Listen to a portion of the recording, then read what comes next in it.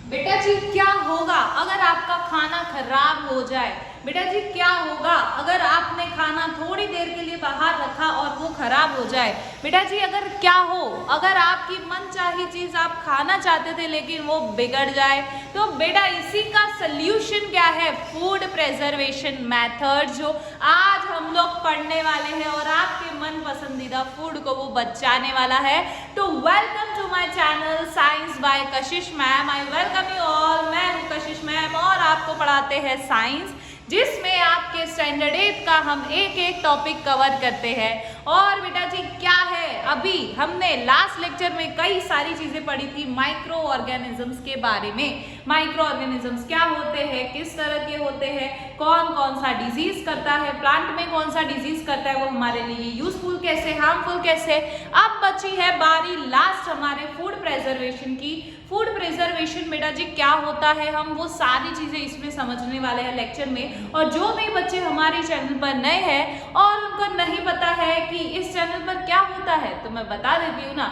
I am Kashish ma'am, your expert biology educator, जो कि आपको साइंस सब्जेक्ट में स्ट्रॉन्ग बनाने की जिम्मेदारी ले चुके हैं। और आपको साइंस में स्ट्रॉन्ग बनाने की जिम्मेदारी अब कशिश मैम की है। तो चैनल को बेटा जी सब्सक्राइब कर दीजिएगा। कैसे मैम आप हमें स्ट्रॉन्ग करवाने वाले हैं? तो बेटा आप जानते हैं कि कोई भी इंसान स्ट्रॉन्ग कब बनता है? प्रैक्टिस से बनता है। और यहाँ पर मैं आपको लेक्चर में एक्सप्लेनेशन के साथ साथ बेटा क्वेश्चंस भी करवाती हूँ, जिसकी वजह से आपका कंसेप्ट जो है वो कैसा हो जाता है, एकदम स्ट्रॉन्ग हो जाता है।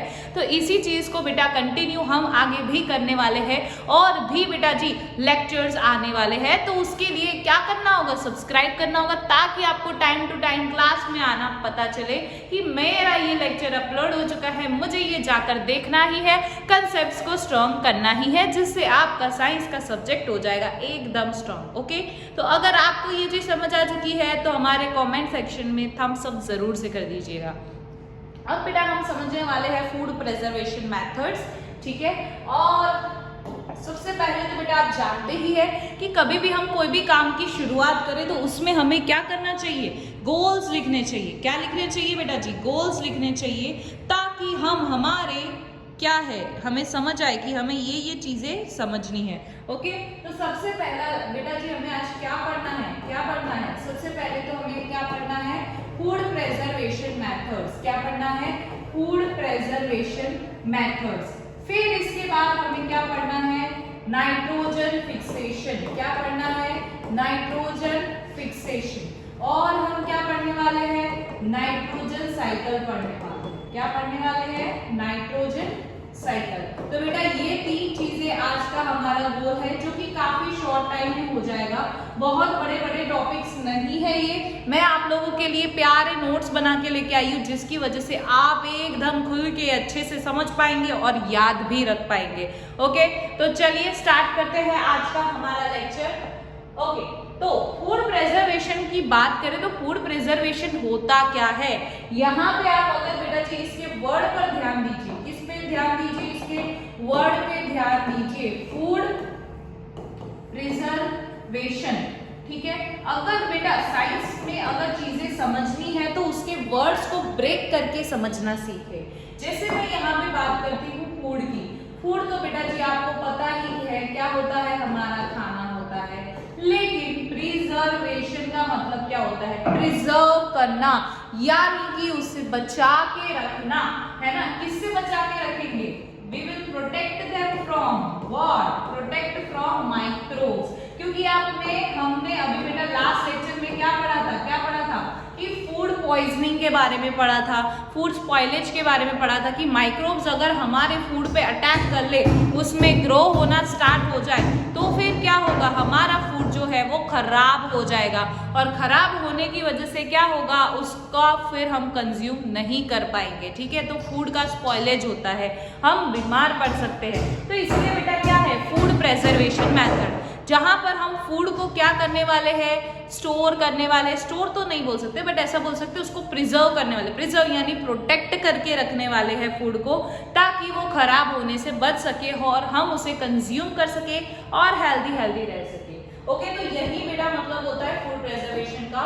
फूड प्रिजर्वेशन का मतलब होता है कि फूड को स्पॉइल होने से बचाना, इसे हम क्या कहते हैं, फूड प्रिजर्वेशन। तो देखिए बेटा फूड प्रिजर्वेशन की कौन कौन सी मेथड्स होती है। मेथड्स तो होगी ही ना, जैसे कि हमें फूड को प्रिजर्व करना है, बचा के रखना है, तो उसकी मेथड्स होती है। तो अब हमें वो समझना है। मेथड्स की बात करें तो यहाँ पे कौन सा है, ड्राइंग है यानी कि सुखा के रखना, चिलिंग है यानी फ्रीज में रख देना, फ्रीजिंग आ गया, सॉल्टिंग आ गया, नमक डाल के भी रख सकते हैं, पिकलिंग होता है जिसमें हम ऑयल डाल के रखते हैं बहुत सारा और सॉल्ट भी डाल के रखते हैं, कैनिंग हो गया, कैन में स्टोर करते हो, स्मोकिंग करके रख सकते हो, वैक्यूम पैकिंग यानी कि एयर टाइट पैकिंग, हवा ना अंदर से बाहर जा सके और बाहर से अंदर आ सके, फर्मेंटेशन एंड शुगरिंग। बेटा ये सारी मेथड्स अभी हम डिटेल में समझने वाले हैं, तो चैनल को क्या करना है, सब्सक्राइब कर देना है। ओके, अब देखिए फूड प्रिजर्वेशन का मतलब हमने समझ लिया। अब कौन कौन सी मेथड्स बेटा हमारे बुक के अंदर है, तो वो बात करते हैं। एक है केमिकल मेथड है, ठीक है, कि केमिकल्स यूज करके हम कैसे फूड को बचाते हैं। कॉमन सॉल्ट मेथड है, सॉल्ट डाल के, शुगर डाल के, ऑयल एंड विनेगर को यूज करके, हीट एंड कोल्ड ट्रीटमेंट और स्टोरिंग एंड पैकिंग। ये हमें मेथड्स बेटा पढ़नी है और ये मेथड्स एकदम इजी है। कहाँ यूज होती है मैं एकदम कंसेप्ट के साथ आपको समझाऊंगी, आपको बिल्कुल अच्छे से समझ आ जाएगा, ठीक है। तो चलिए स्टार्ट करते हैं। सबसे पहले बेटा देखते हैं केमिकल मेथड्स। किसमें देखते हैं, केमिकल मेथड्स। केमिकल यानी क्या होता है कि जैसे कि यहाँ पर मेजर जो केमिकल्स की बात की गई है, बेसिकली सॉल्ट और ऑयल की बात करें। किसकी बात करिए, सॉल्ट और ऑयल की। और यहाँ पे बेटा सॉल्ट की बात करते हैं। सॉल्ट अगर तुमने देखा होगा तो पिकलिंग करता है, यानी कि पिकल मतलब अचार। अचार को जब बनाते तो उस टाइम पे क्या करते हैं, उसके अंदर बहुत सारा ऑयल, बहुत सारा नमक डाल के रखते पहले से। क्यों, क्योंकि माइक्रोब्स जो होते हैं वो एक आपको पता है, मैंने आपको लास्ट लेक्चर में भी बताया था कि जो भी माइक्रो ऑर्गेनिजम्स होते हैं ना, उनको ग्रो करने के लिए एक स्पेसिफिक एनवायरनमेंट चाहिए। ऐसा नहीं होना चाहिए कि बहुत ज्यादा है। एक हर एक ऑर्गेनिज्म का अपना अपना टेम्परेचर, अपना अपना पीएच, अपना अपना एनवायरनमेंट होता है रहने के लिए। तो सेम माइक्रोब्स के अंदर भी है। अगर बहुत ज्यादा सॉल्ट प्रेजेंट है तो वहां पे वो ग्रो नहीं कर पाएंगे, या फिर बहुत ज्यादा ऑयल प्रेजेंट है तो वहां पे वो ग्रो नहीं कर पाते हैं। तो यही बेटा यही चीज करनी है, ऐसा एनवायरनमेंट बनाना है कि हमारे माइक्रोब्स जो है वो वहां पे ग्रो ना कर सके। तो वही चीज है बेटा यहाँ पर भी कि जो सॉल्ट है, एडिबल ऑयल्स को बेटा यहाँ पे यूज किया जाता है, केमिकल मेथड के अंदर आते हैं। अब देखो जो भी हमारे फूड को बचाएंगे तो उसको क्या बोल देंगे, प्रिजर्वेटिव्स। जो हमारे फूड को बचाएंगे है ना स्पॉइल होने से, तो वैसी चीजों को क्या कहा जाएगा, प्रिजर्वेटिव्स कहा जाएगा। अब प्रिजर्वेटिव्स जैसे कि हम ऐड करते हैं पिकल्स के अंदर। अभी मैंने बताया पिकल्स यानी अचार के अंदर सॉल्ट और ऑयल डाला जाता है बहुत सारा, और वो सालों साल तक बेटा खराब नहीं होता है। तो this is the first method जहां पर हम सॉल्ट और ऑयल को यूज करते हैं। कौन सी मेथड में, पिकलिंग मेथड यानी अचार बनाने की मेथड में। आपने देखा ही होगा घर पर, और उसको साल 2 साल तक ऐसे ही वो प्रिजर्व, वो खराब भी नहीं होता है, ठीक है। तो यही है बेटा प्रिजर्वेटिव मेथड, जहां पर हमने क्या करा, हमारे आम को या तो फिर बोल सकते हैं अचार को कितने सालों तक हम उसे प्रिजर्व कर पा रहे हैं, ठीक है। तो ये है हमारा प्रिजर्वेटिव मेथड, ठीक है, केमिकल मेथड में। अब इसमें केमिकल्स की बेसिकली बात करें, आपको ये तो समझ मैम ये तो केमिकल है ही नहीं। एक्चुअल केमिकल कौन है यहाँ पे, सोडियम बेंजोएट और सोडियम मेटाबाइसल्फाइड। आपको एग्जाम में क्वेश्चन पूछा जा सकता है कि कौन से दो नाम बताओ हमें कि जो केमिकल मेथड्स में यूज होते हैं। तो आप इन दोनों का भी दे सकते हो और ये भी लिख सकते हो, sodium benzoate and sodium metabisulphide. ये क्या करते हैं बेटा, आपके फूड को प्रिजर्व करते हैं, यानी फूड को स्पॉइल होने से बचाते हैं, ठीक है। ये बेसिकली कहाँ यूज होते हैं, जैम और स्क्वैशेस में यूज होते हैं। कहाँ यूज होते हैं, जैम और स्क्वैशेस में, ठीक है। फिर बात करते हैं preservation by common salt. Salt डाल के तो आप कई सारी चीजें प्रिजर्व कर सकते हो, जैसे आंवला होता है उसको भी पता है सुखा के, अब ड्राई भी करना जरूरी है क्योंकि माइक्रोब्स ज्यादातर देखें तो मॉइस्चर जहां बहुत सारा होगा ना वहां जल्दी से ग्रो कर जाते हैं। तो हमें मॉइस्चर को टोटली हटा देना है। तो मॉइस्चर को कैसे हटाएंगे, धूप में सुखा के यानी ड्राइंग मेथड से। तो आप ड्राई कर लो आंवला को और फिर उसमें नमक डाल के रखो, तो जिससे क्या होगा, आपका जो खाना है यानी कि यहाँ आंवला हो सकता सकता है, और भी चीजें होती है जैसे रॉ मैंगोस, कच्चे मैंगोस को भी प्रिजर्व किया जाता है। तो ये सारी चीजें बेटा क्या कर सकते हैं, हम कॉमन सॉल्ट से प्रिजर्व कर सकते हैं। उसके अलावा बेटा एक फिश की बात करते हैं, मीट की बात करते हैं। और फिश और मीट पे तो आप सोचो कि वो डेड ऑर्गेनिज्म है, उसके ऊपर तो बहुत सारे माइक्रोब्स ग्रो करेंगे, तो लोग खा के बीमार क्यों नहीं होते, क्योंकि उसको सॉल्ट से प्रिजर्व करा जाता है, पूरा सॉल्ट डाला जाता है। अब आप जानते हैं सॉल्ट में हमारे माइक्रोब्स ग्रो नहीं कर पाएंगे, तो यहाँ पर क्या होगा बेटा, यहाँ पर ये हमारे फिश और मीट को खराब नहीं करेंगे, तो यहाँ पर ये क्या हो गया, हमारा फूड प्रिजर्व हो गया। ठीक है, तो this is what preservation by common salt. आपको मेन चीजें आपने डेली लाइफ में ये सारी चीजें देखी ही होगी, वही चीजें यहाँ पर, कुछ भी एकदम नया नहीं है। ठीक है, फिर यहाँ पे बात करते हैं प्रिजर्वेशन बाय शुगर की। किसकी बात करते हैं, शुगर की, कि शुगर हम कहाँ कहाँ यूज करते हैं, तो शुगर में भी बेटा हमारे माइक्रोब्स जल्दी ग्रो नहीं कर सकते। क्यों, क्योंकि शुगर क्या करता है, मॉइस्चर कंटेंट को रिड्यूस कर देता है। मैंने आपको सीधी सी एक बात बताई कि यहाँ पे ये बहुत ज्यादा हीट होगी तो वो ग्रो नहीं कर पाएंगे, माइक्रोब्स फूड को स्पॉइल, बहुत ज्यादा टेम्परेचर भी होता है, बहुत ज्यादा मैं बात करूँ, बहुत ज्यादा, तो उसमें भी क्या होगा, हमारे माइक्रोब्स कुछ अब देखो माइक्रोब्स की कैटेगरी अलग अलग होती है, कुछ बहुत ज्यादा टेम्परेचर में भी ग्रो कर जाते हैं, कुछ बहुत ज्यादा टेम्परेचर में मर भी जाते हैं। ठीक है, लेकिन फूड की बेसिकली बात करें तो उसको ज्यादातर हम कहाँ रखते हैं बेटा, रात को भी खाना थोड़ा बहुत बच जाता है तो फ्रीज में रखते हैं। क्यों, क्योंकि वहां पे लो टेम्परेचर होता है, लो टेम्परेचर में कोई भी माइक्रोब हमारा ग्रो नहीं कर सकता, इसीलिए हम फ्रीज में रखते हैं। ठीक है, तो यहाँ पर शुगर की बात करते हैं अभी, तो शुगर क्या करता है बेटा, मॉइस्चर कंटेंट को कम कर देता है। जिसको मॉइस्चर नहीं पता, मॉइस्चर यानी पानी।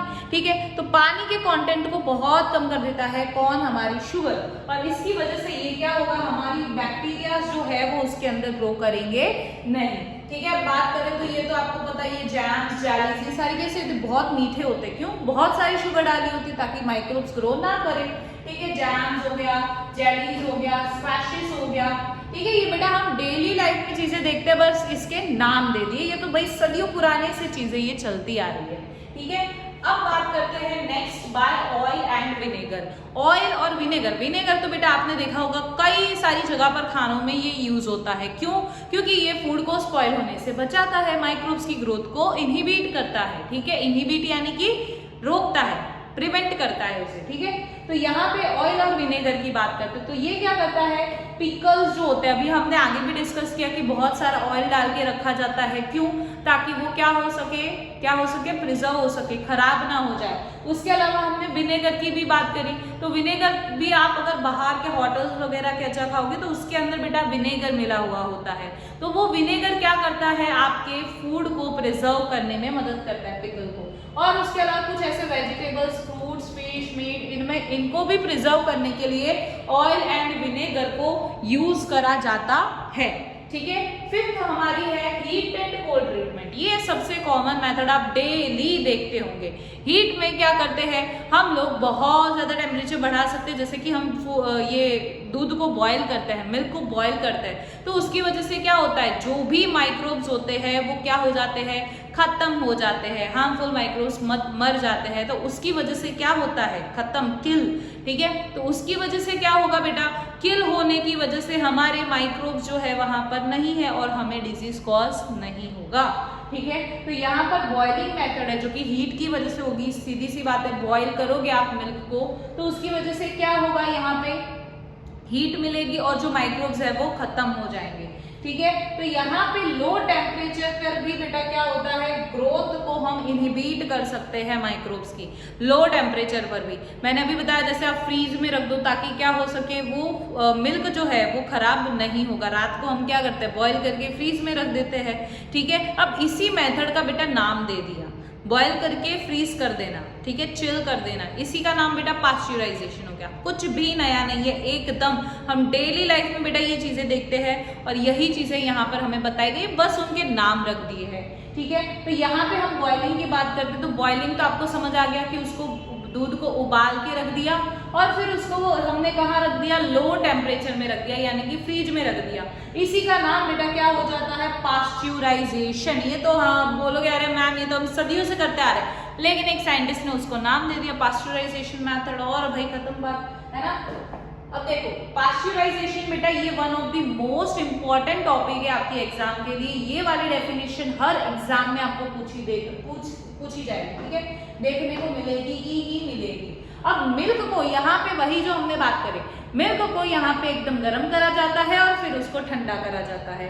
इसी मिल्क को बेटा क्या कहा जाता है? Pasteurised milk. क्या कहा जाता है? Pasteurised milk. तो यहाँ पर अगर तुम देखोगे तो मिल्क को हमने किस पर हीट किया बेटा? 70 डिग्री सेल्सियस पर हीट करा है। कितने?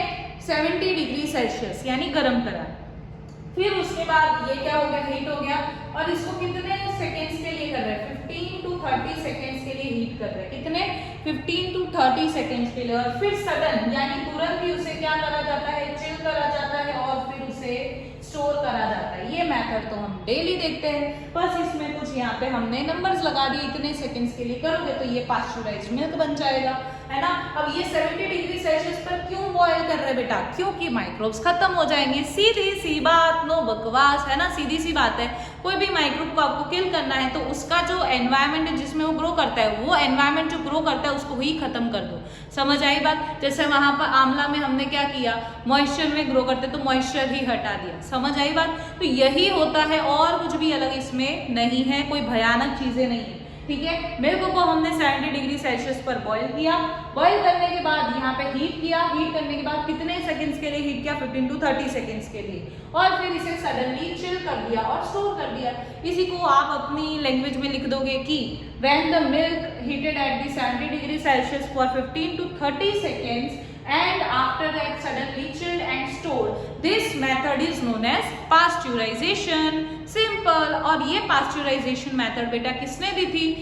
किसने बताई थी इस मेथड के बारे में? हमारे साइंटिस्ट लुईस पास्चर जी ने बताया था। किसने बताया था? लुईस पास्चर जी ने बताया था, ठीक है। अब ये किस लिए? ताकि हमारे माइक्रोब्स की ग्रोथ को हम प्रिवेंट कर सके।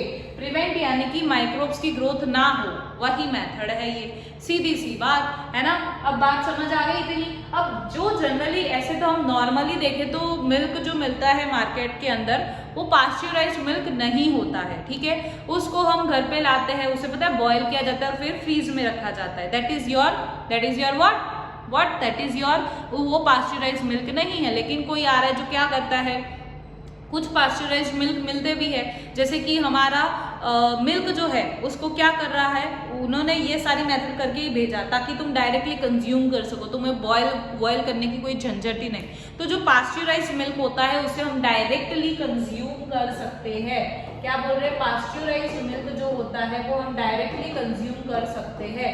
अगर पास्चराइज्ड मिल्क नहीं है तो उसे आपको ये बॉयल करना पड़ेगा और चिल करना पड़ेगा ताकि उसमें से माइक्रोब्स जो है उसकी ग्रोथ जो है उसको हम प्रिवेंट कर सके, ठीक है। पास्चराइज्ड मिल्क को आप डायरेक्टली कंज्यूम कर सकते हो, okay, you can directly consume it, okay.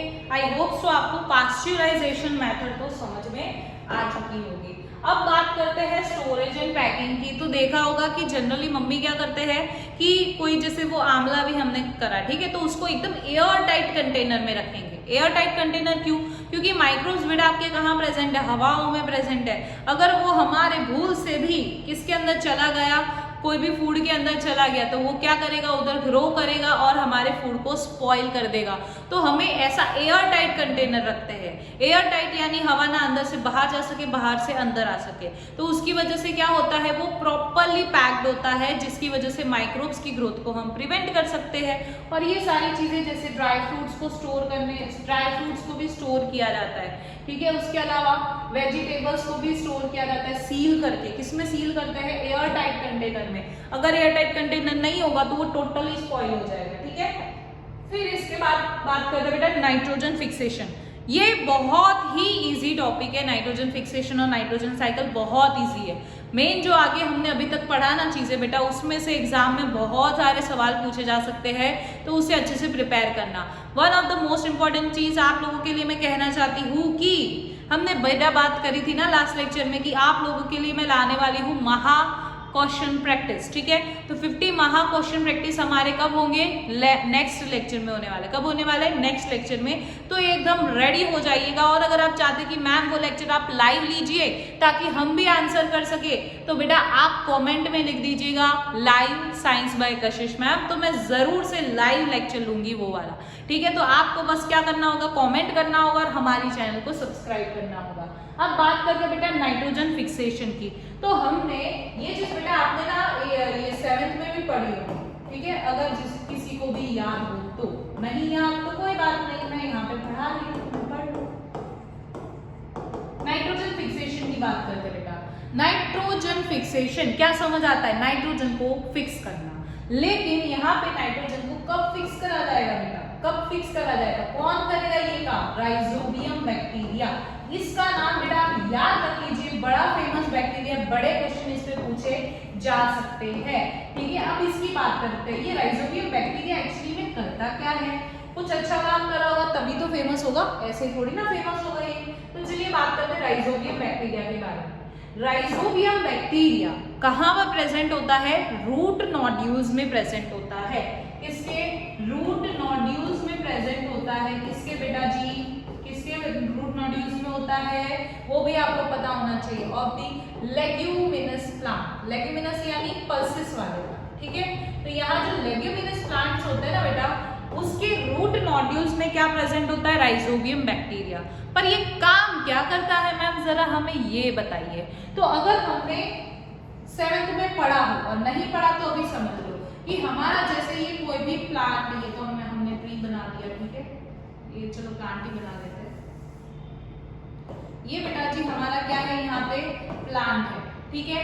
और ये है इसकी रूट, और इसी रूट नोड्यूल्स में बेटा जी क्या प्रेजेंट होता है, ये राइजोबियम बैक्टीरिया प्रेजेंट होता है। बट इसका काम क्या है, इसका काम क्या है मैम, काम की बेटा अगर बात करें तो वैसे अगर ऐसे तो बेटा नाइट्रोजन कहाँ प्रेजेंट है, हमारे एयर में प्रेजेंट है, यस मैम प्रेजेंट है। लेकिन बेटा एयर से जैसे कार्बन डाइऑक्साइड डायरेक्ट एंट्री मार सकता है स्टोमेटा के थ्रू, वैसे ये डायरेक्ट एंट्री मार नहीं सकता है प्लांट के अंदर। तो इसीलिए ये इसमें क्या होता है, जो प्लांट्स होते हैं जो एयर में नाइट्रोजन प्रेजेंट है वो उनके लिए यूजफुल नहीं है। बट नाइट्रोजन के कुछ ऐसे कंपाउंड्स होते हैं जैसे नाइट्रेट्स, नाइट्राइट्स, वो उनके लिए जरूरी होते हैं। बट ये कन्वर्ट कौन करके देगा नाइट्रोजन से यूजफुल नाइट्रोजन प्रोडक्ट्स में, जो हमारे प्लांट्स को यूजफुल होते हैं, वो कन्वर्ट करके कौन देता है बेटा, राइजोबियम बैक्टीरिया। समझो कितना बड़ा काम कर रहे हैं ये। तो ये नाइट्रोजन को ये राइजोबियम बैक्टीरिया हमारा उसे लेगा और उसे useful nitrogen for plant, useful nitrogen for plant में कन्वर्ट करके देगा, किसे, प्लांट को, ठीक है। और ये यूजफुल नाइट्रोजन को कन्वर्ट करके बेटा ये कहाँ रिलीज कर देगा, सॉइल में रिलीज करेगा। और फिर जब सॉइल से मिनरल्स उठाए जाते हैं तो इसको भी उठाया जाता है, रूट्स के थ्रू कहाँ भेज दिया जाता है, डायरेक्ट हमारे प्लांट्स के पास। अब नाइट्रोजन जो है बेटा वो बहुत जरूरी है प्लांट्स की ग्रोथ के लिए, ठीक है। इसीलिए यहाँ पे नाइट्रोजन फिक्सेशन होता है। समझ आई बात। राइजोबियम बैक्टीरिया जो होता है वो क्या करता है, नाइट्रोजन फिक्स करता है, किसमें, लेग्यूमिनस प्लांट्स में। और ये कहाँ रहता है, रूट नोड्यूल्स में प्रेजेंट होता है। और ये कैसा रिलेशन शो करता है, सिम्बायोटिक रिलेशनशिप। अगर आपने 7th में पढ़ा हो तो, नहीं पढ़ा हो तो भी समझ लो। सिम्बायोटिक, बायो का मीनिंग क्या होता है, लिविंग, और सिम मतलब कि एक साथ, है ना, टुगेदर, है ना, एक साथ। अब ऐसे ऑर्गेनिजम्स जो एक साथ रह के एक दूसरों की तकलीफें को दूर कर देता है ना, ऐसे ऑर्गेनिजम्स जो एक साथ रहते हैं, एक दूसरे की तकलीफ को दूर कर देते हैं, वैसे ऑर्गेनिजम्स को क्या कहते हैं, सिम्बायोटिक ऑर्गेनिज्म। और ये जो रिलेशन है, इस रिलेशन का नाम दे दिया, ये रिश्ता क्या कहलाता है, सिम्बायोटिक रिलेशन कहलाता है, ठीक है। बट कैसे सिम्बायोटिक, चलो वो भी समझते हैं कि जैसे ये आपका बेटा जी प्लांट है, ठीक है, और ये हमारा क्या है, यहाँ पे रूट्स है, और रूट्स में बेटा क्या प्रेजेंट है, हमारे बैक्टीरिया, ये राइजोबियम बैक्टीरिया प्रेजेंट है। अब ऐसे देखने जाए, प्लांट क्या बनाता है बेटा, फूड बनाता है, क्या बनाता है, फूड बनाता है। और ये हमारा राइजोबियम बैक्टीरिया की बात करें तो ये सामने क्या कर रहा है, नाइट्रोजन को फिक्स करके दे रहा है ना, नाइट्रोजन फिक्सेशन करके दे रहा है प्लांट के लिए, क्योंकि प्लांट डायरेक्टली नहीं ले पाता है। तो यहाँ पे ये प्लांट जो है वो बदले में उसे फूड दे देता है और राइजोबियम बैक्टीरिया उसे नाइट्रोजन फिक्स करके दे देता है। हो गया सिम्बायोटिक रिलेशन। उसकी दुख की कहानी भी दूर हो गई। राइजोबियम बैक्टीरिया को जो खाना तो वो खुद नहीं बना सकता है, तो उसे खाना भी मिल गया।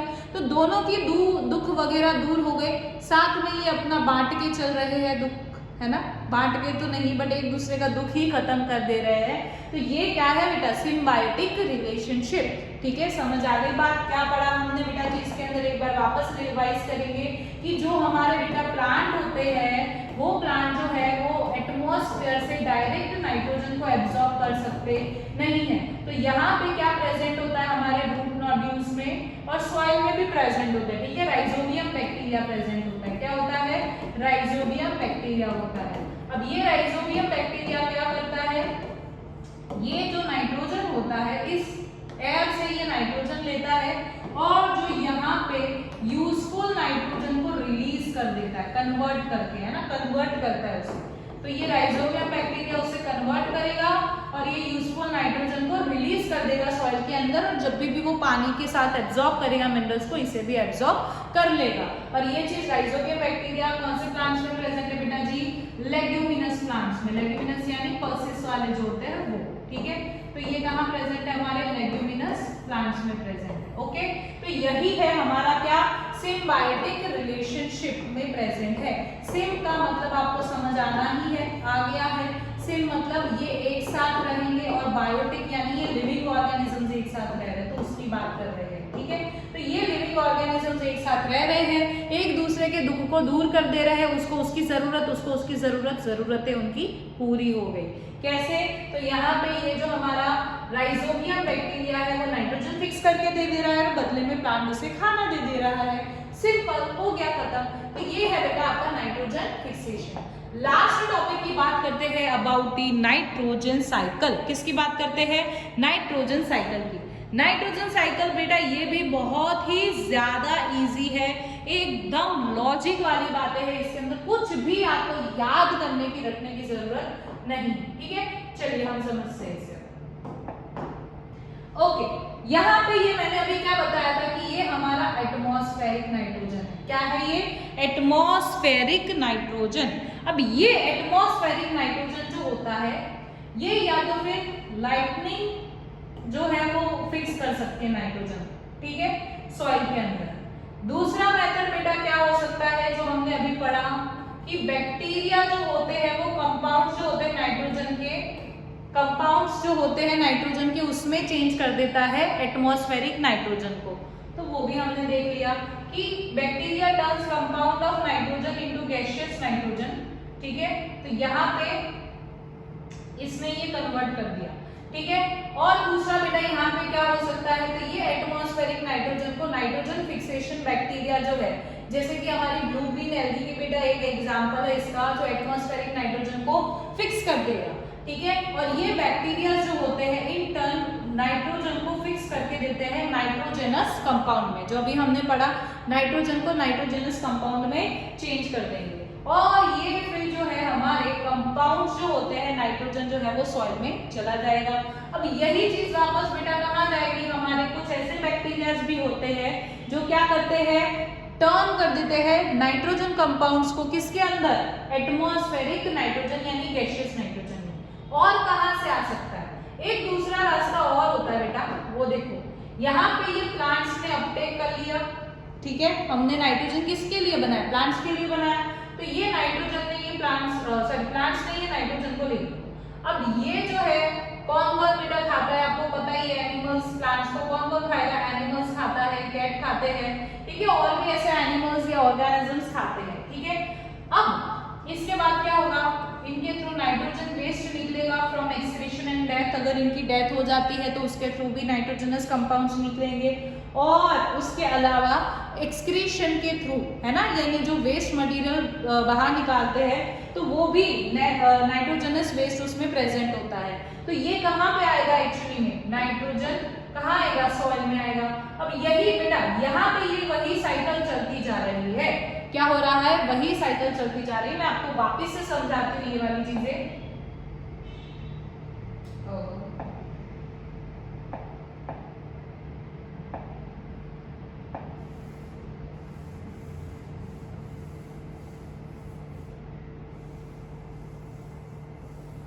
देखो वापस से समझो एक बार मैं क्या कह रही हूँ आपको। देखिए ये क्या है आपका एटमॉस्फेरिक नाइट्रोजन। क्या है? एटमॉस्फेरिक नाइट्रोजन, यानी कि जो नाइट्रोजन हमारे एटमॉस्फेयर में प्रेजेंट है। इतनी बात समझ आती है? आती है मैम।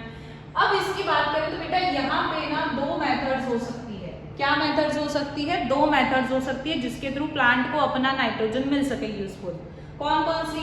एक होगा जिसमें लाइटनिंग जो होती है वो नाइट्रोजन को फिक्स करती है। लाइटनिंग पता है ना आपको, तो वो लाइटनिंग जो होती है वो नाइट्रोजन को फिक्स कर सकती है। और दूसरा मेथड क्या हो सकता है? हमारे जो नाइट्रोजन फिक्सिंग बैक्टीरिया के बारे में हमने अभी पढ़ा, कौन सा बैक्टीरिया? Rhizobium bacteria. और भी बेटा ऐसे कुछ बैक्टीरिया होते हैं जैसे कि ब्लू ग्रीन एल्गी, ठीक है, ये भी हमारा एक बैक्टीरिया है। ये भी क्या करता है बेटा? आपके नाइट्रोजन को फिक्स करने का काम करता है। मतलब कि ये क्या करेगा? जो हमारा एटमॉस्फेरिक नाइट्रोजन है उसको किस में फिक्स करके देगा? Nitrogenous compounds. नाइट्रोजनस कंपाउंड्स यानी कि वही तुम्हारा यूजफुल नाइट्रोजन को प्लांट्स को काम आता है, ठीक है। और इसको फिर कहाँ डाल देगा? हमारे सॉइल में डाल देगा। कहाँ डाल देगा? सॉइल में डाल देगा। अब क्या हो सकता है कि भाई ये नाइट्रोजन वापस से हमारे एटमॉस्फेरिक नाइट्रोजन में चेंज हो सकता है। यस। कैसे? तो कुछ ऐसे बेटा बैक्टीरिया होते हैं जो ये कंपाउंड्स होते हैं नाइट्रोजन के, उसको गैसियस नाइट्रोजन में चेंज कर देते हैं। गैसियस यानी एटमॉस्फेयर में जो प्रेजेंट होता है उसमें चेंज कर देंगे, ठीक है। तो ये वापस हमारा नाइट्रोजन हमें एटमॉस्फेयर में मिल गया। ये एक साइकिल समझ आई। दूसरा बेटा यहाँ पे बात करते हैं इसकी। दूसरा अब क्या और क्या मेथड हो सकती है? तो देखो यहाँ पर प्लांट जो है हमने बनाया किसके लिए था? वो राइजोबियम बैक्टीरिया ने प्लांट के लिए बनाया था। प्लांट क्या करेगा? ये नाइट्रोजन को इसने लिया। इस नाइट्रोजन को लेने के बाद प्लांट्स को कौन खाएगा? एनिमल्स खाते हैं, कैट्स खाते हैं, या तो फिर कोई प्लांट अगर उसकी पत्तियां वगैरह झड़ जाती है तो उसमें से भी बेटा क्या रिलीज होते हैं? उसमें से भी नाइट्रोजन वगैरह रिलीज होते हैं, नाइट्रोजनस कंपाउंड, ठीक है। तो यहाँ पे एनिमल खा रहा है या तो फिर एनिमल की डेथ हो जाती है तो उसमें से भी नाइट्रोजन जो है वो नाइट्रोजनस कंपाउंड जो है वो भी रिलीज होते हैं, ठीक है। तो ये सारी चीजें, तो नाइट्रोजनस वेस्ट बेटा एक्सक्रीशन से भी मिल सकता है और डेथ से भी मिलता है। और ये चीज आके बेटा कहाँ समा जाएगी? सॉइल के अंदर। कहाँ समा जाएगी? सॉइल के अंदर। यही है बेटा जी आपका नाइट्रोजन साइकिल। बस ये साइकिल चलती जाएगी। मैं आपको एक बार लिख के समझाती हूँ ताकि आपको बेटा जी और अच्छे से समझ में आ सके। ये क्या है बेटा आपका? Atmospheric nitrogen. ये क्या है हमारा? Atmospheric nitrogen. N2 लिख रही हूँ, इसका मतलब है बेटा नाइट्रोजन, ठीक है। अब ये एटमॉस्फेरिक नाइट्रोजन के बेटा सॉइल के अंदर आने के दो तरीके हैं, ठीक है। ये हमारी सॉइल है, इस सॉइल के अंदर आने के इसके दो तरीके हैं। क्या दो तरीके हैं मैम? तो इसके दो तरीके हैं। सबसे पहला ये लाइटनिंग से नाइट्रोजन को फिक्स कर देगा, ठीक है। लाइटनिंग से ये नाइट्रोजन को फिक्स कर देगा। नाइट्रोजन फिक्स मतलब कि नाइट्रोजनस कंपाउंड में इसे चेंज कर देगा, ठीक है। ये मैं यहाँ पे नहीं लिखूंगी।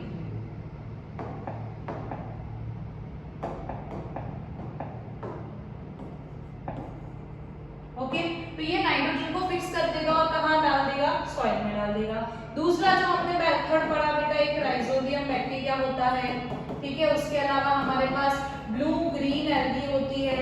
ये दोनों क्या करते हैं? हमारे एटमॉस्फेयर से नाइट्रोजन लेते हैं और इस एटमॉस्फेरिक नाइट्रोजन को किस में कन्वर्ट कर देते हैं? कंपाउंड्स में चेंज कर देते हैं, जो हमने अभी आगे पढ़ा यूजफुल नाइट्रोजन। इसी का दूसरा नाम क्या? कंपाउंड्स ऑफ नाइट्रोजन, ठीक है।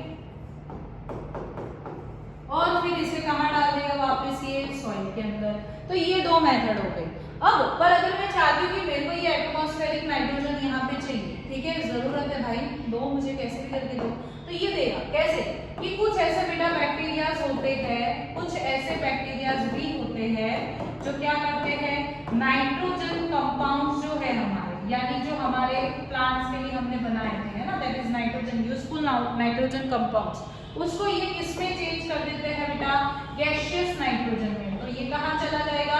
एटमॉस्फेयर में चला जाएगा। कहाँ चला जाएगा? एटमॉस्फेयर में। तो ये तो हो गया अगर भाई एटमॉस्फेयर से लिया था, एटमॉस्फेयर को वापस मिल गया। लेकिन यहाँ पे बेटा एक और मेथड आ जाती है जिसमें हम लोग क्या कर सकते हैं? सॉइल में वापस से नाइट्रोजन को ला सकते हैं। कैसे?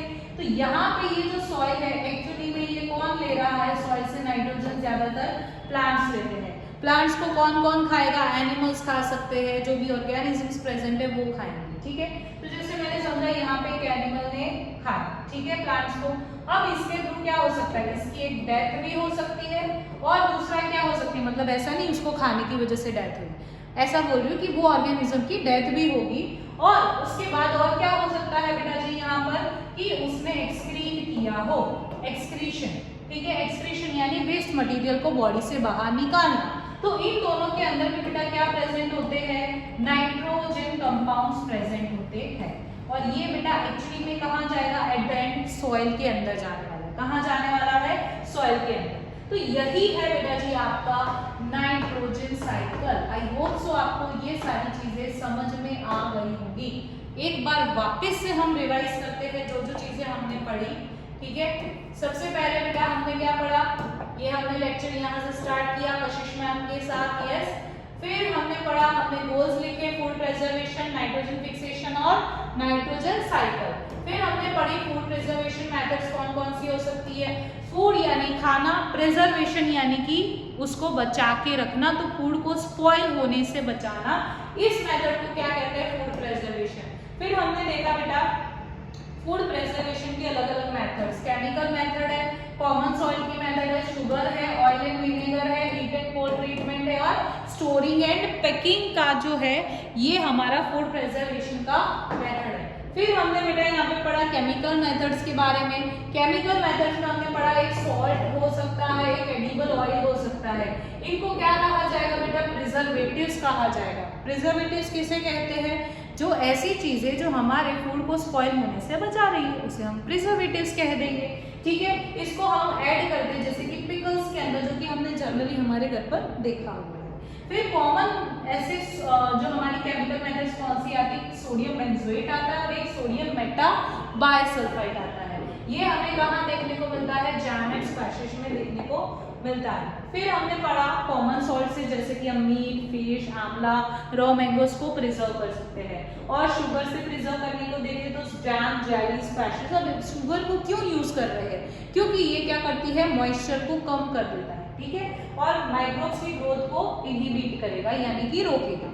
फिर हमने पढ़ा ऑयल एंड विनेगर से, तो ये क्या करता है, पिकल के स्पॉइलेज को पिकल के स्पॉइलेज होने से बचाता है, स्पॉइलेज यानी खराब होना, ठीक है। और विनेगर से भी हमने देखा है जैसे vegetables, fruits, fish and meat वगैरह भी प्रिजर्व किया जाता है। फिर हमने हीट एंड कोल्ड ट्रीटमेंट की बात करी कि लो टेम्परेचर पर जनरली हमारे माइक्रोब्स जो है वो ग्रो नहीं करते हैं, ठीक है। और उसे हम अगर ज्यादा हीट दे तो वो ऐसे, मतलब अलग अलग कैटेगरीज भी होती है बेटा माइक्रोब्स की। ऐसा मैं नहीं बोल सकती एग्जैक्टली कि भाई ये माइक्रोब्स जो है यहाँ पर ग्रो करेगा, यहाँ पे नहीं, बट ऐसा जनरली समझो, जनरली ये चीज देखी गई है कि जो माइक्रोब्स होते हैं वो कम टेम्परेचर में ग्रो नहीं करते हैं, ठीक है, ये सीधी सी बात है। और उसके अलावा ज्यादा टेम्परेचर में भी वो क्या हो सकते हैं, अब हर एक बैक्टीरिया का अलग अलग एनवायरमेंट हो सकता है, ठीक है। जैसे कि अब बस समझ आइए कि कोई भी ऑर्गेनिज्म है उसका अलग अलग एनवायरनमेंट होता है ग्रोथ करने का। तो यहाँ पे भी वही है कि हमें क्या करना है, ये जो ग्रोथ होती है माइक्रोब्स की उसको बस रोकना है, उसके एनवायरनमेंट को बनने नहीं देना है, बस यही करना है फूड प्रिजर्वेशन।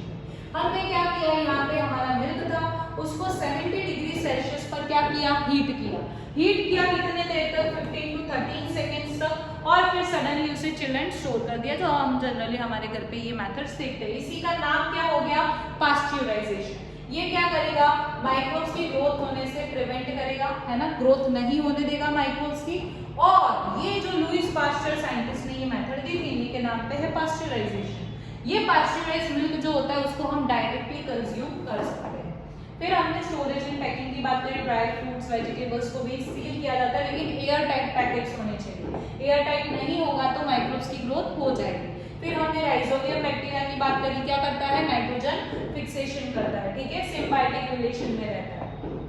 फिर हमने बात करी यहाँ पे आगे नाइट्रोजन साइकिल की, ठीक है। नाइट्रोजन साइकिल के बारे में भी हमने देखा क्या कि एटमॉस्फेरिक नाइट्रोजन को दो मेथड्स हो सकते हैं, लाइटनिंग से फिक्स किया जा सकता है, और कुछ rhizobium and blue green algae जो होती है वो ये कंपाउंड्स ऑफ नाइट्रोजन में उसे चेंज कर देते हैं, एटमॉस्फेरिक नाइट्रोजन से कंपाउंड्स ऑफ नाइट्रोजन, जो कि सॉइल में जाके मिलेगा। ये कौन लेगा बेटा, प्लांट लेगा। प्लांट जो है उसको कौन खाएगा, कोई एनिमल खा सकता है या फिर कोई प्लांट डेड भी हो सकता है, तो उसके थ्रू ये डेड होगा तो उसमें से भी नाइट्रोजनस कंपाउंड्स आएंगे। और एक्सक्रीशन भी करता है कोई एनिमल ऑर्गेनिज्म, तो वो भी क्या होगा, नाइट्रोजनस कंपाउंड उसमें प्रेजेंट होगा।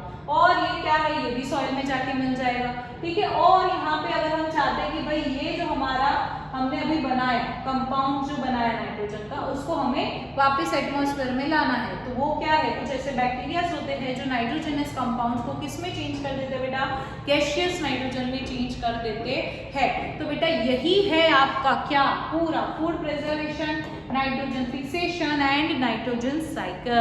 और बेटा जी आपका क्वेश्चन प्रैक्टिस होने वाला है नेक्स्ट लेक्चर में, मैं आपके लिए लाने वाली हूँ 50 महा क्वेश्चन प्रैक्टिस। बेटा हर क्वेश्चन, हर टाइप का क्वेश्चन आपका उसमें इंक्लूड होगा और आपको क्वेश्चंस करने में बहुत ही मजा आने वाली है। आप अपना नॉलेज चेक कर सकते हैं, आपको कौन से टॉपिक में दिक्कत हो रही है, कौन सी चीजें नहीं आ रही है, और वो जाकर आप कशिश मैम के लेक्चर्स को देख सकते हैं। बेटा हर एक टॉपिक पे मैंने एक एक पॉइंट पे यहाँ पर क्या बनाया है, लेक्चर बनाया है।